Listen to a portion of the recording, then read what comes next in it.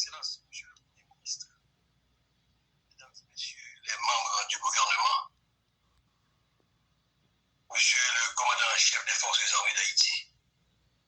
Monsieur le commandant-chef des forces de police, Monsieur le commandant-chef des forces de la mission multinationale de soutien à la sécurité, distingués représentants de la société civile, Mesdames, Messieurs les membres de la presse parlée, écrite et en ligne, honorables invités, en vos rangs, grades et titres. Dans ce contexte de menace de sécurité de niveau de défense qui met en péril l'existence même de notre République, le bien-être et la survie de nos communautés, tant à Port-au-Prince que dans la Tibonite, je ne dirais pas que c'est un plaisir pour moi de répondre une nouvelle fois à l'appel de la patrie, mais plutôt un devoir.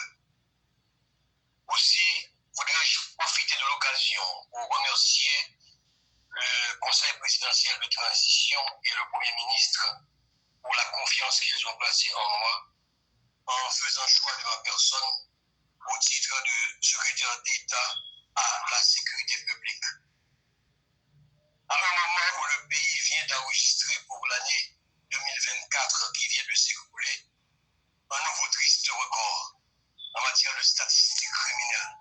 soit 5601 homicides et 1494 cas de kidnapping. J'ai une pensée spéciale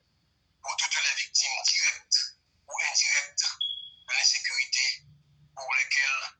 j'ose vous demander un moment de silence. Mesdames, Messieurs, si j'ai accepté de revenir au service de l'État et de la population dans un contexte aussi difficile que troublé, ce n'est pas parce que je crois que je peux faire des miracles, ni que je sois porteur d'un quelconque destin messianique, mais c'est seulement parce que j'ai grand espoir que mon expérience dans le domaine stratégique et opérationnel, associée aux compétences professionnelles de collaborateurs choisis sur mesure,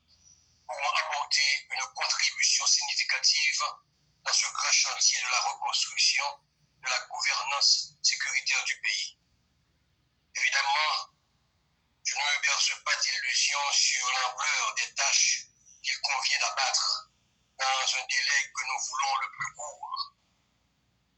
Redynamiser l'action des forces de police et des services de renseignement de sorte à optimiser les résultats opérationnels sur le terrain en ce qui concerne notamment la lutte contre l'insécurité.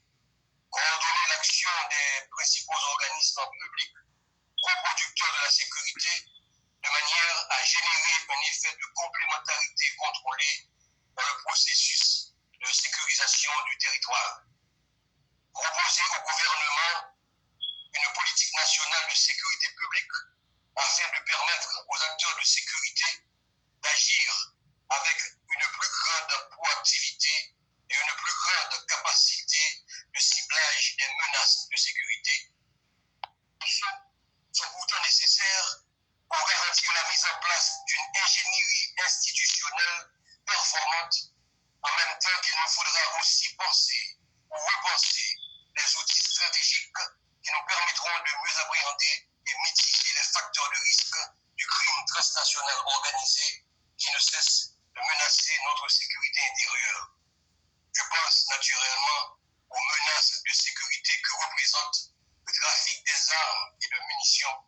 impliquant les frontières haïtiano-dominicaines et les ports de la Floride,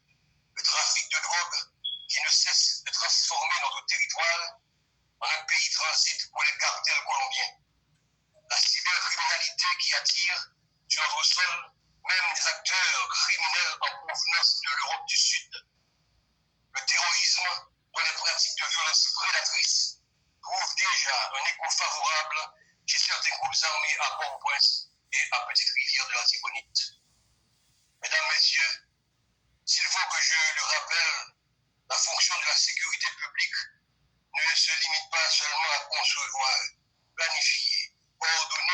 en œuvre des parades d'action institutionnelle se limitant exclusivement au domaine de la lutte contre la criminalité ou de la délinquance.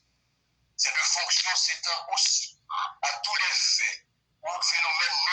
non criminels susceptibles de porter atteinte à l'intégrité physique du citoyen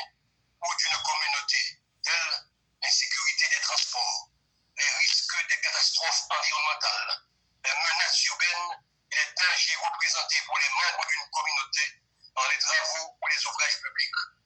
Autant vous dire, mesdames et messieurs, puisque la meilleure sécurité a toujours été celle qui implique la participation active des membres de la population dans la détermination des objectifs de sécurité,